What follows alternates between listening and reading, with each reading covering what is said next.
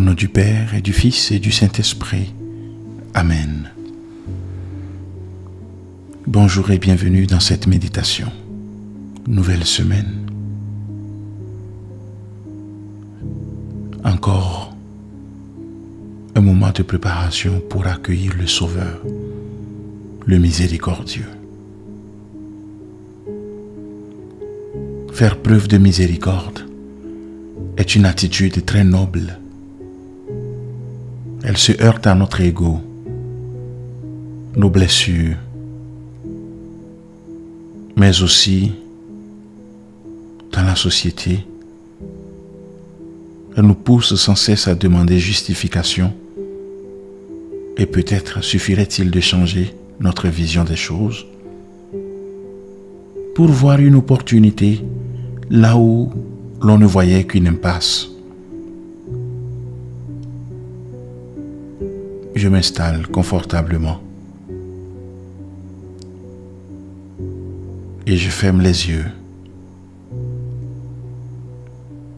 J'écoute maintenant les bruits qui m'entourent. J'accueille l'environnement sonore dans lequel je me trouve. Je ne cherche pas à mettre des images sur l'origine des sons qui m'entourent.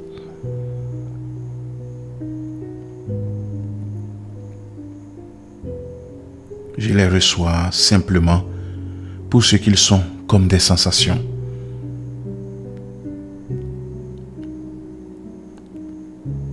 Je prends conscience que je suis là, ici et maintenant, pour passer un moment avec le Seigneur. Je me prépare à accueillir sa parole, en me tournant intérieurement vers lui.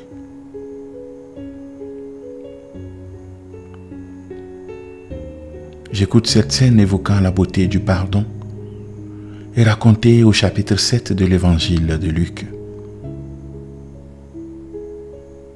Lors d'un repas pris avec ses disciples chez un pharisien, une femme connue pour ses péchés entre, verse du parfum sur Jésus et se jette à ses pieds qu'elle lave de ses larmes. Jésus dit alors aux pharisiens: « Tu vois cette femme? Je suis entré chez toi et tu ne m'as pas donné d'eau pour mes pieds. Mais elle m'a lavé les pieds de ses larmes et les essuyé avec ses cheveux. Tu ne m'as pas reçu en m'embrassant, mais elle n'a pas cessé de m'embrasser les pieds depuis que je suis entré. Tu n'as pas répandu d'huile sur ma tête, elle a répandu du parfum sur mes pieds. C'est pourquoi je te le déclare. Ses nombreux péchés ont été pardonnés, parce qu'elle a manifesté beaucoup d'amour. Mais celui à qui l'on a peu pardonné ne manifeste que peu d'amour.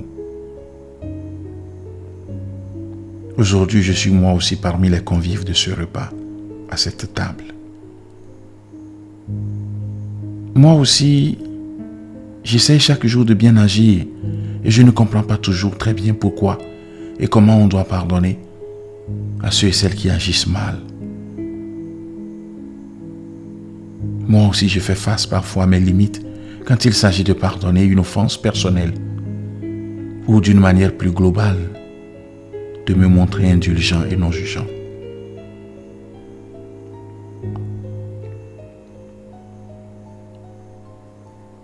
Je laisse monter en moi toutes ces questions, ces frustrations vis-à-vis de ce chemin difficile que nous montre Jésus, celui de la miséricorde. Comme les disciples, je ne crains pas de les présenter à Jésus, de l'interpeller. Aujourd'hui, Jésus m'invite à voir le pardon, l'indulgence autrement. Non pas dans une optique de justice ou de morale, mais d'amour. Avec l'aide de l'Esprit Saint, je prends un temps pour accueillir ces paroles.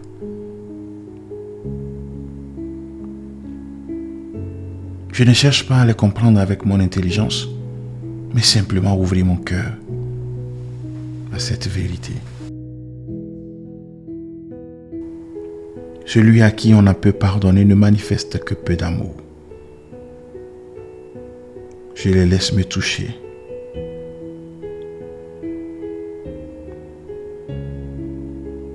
Je remercie le Seigneur pour ce moment passé avec lui.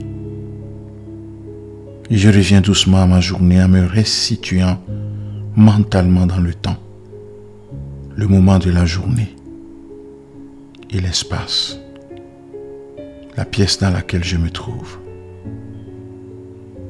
J'ouvre les yeux et je prie en disant: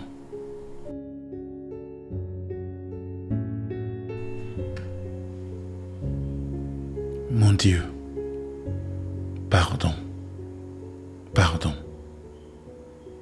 Pardon de ma tiédeur, pardon de ma lâcheté, pardon de ma dissipation, pardon de mon orgueil, pardon de mon attachement à ma volonté propre, pardon de ma faiblesse et de mon inconstance, pardon du désordre de mes pensées, pardon de me souvenir si peu parfois que je suis en votre présence.